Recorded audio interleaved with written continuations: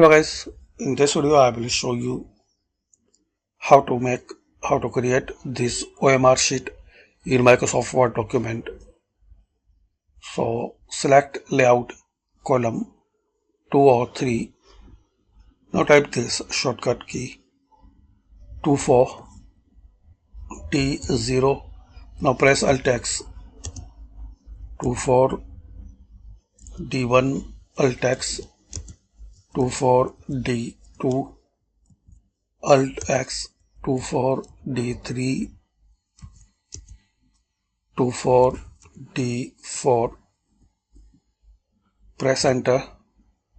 Now select and paste Ctrl B.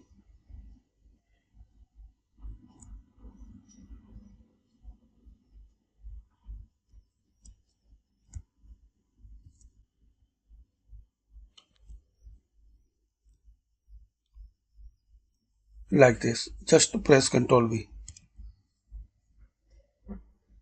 So you can create this OMR sheet in Microsoft Word. Thanks for watching.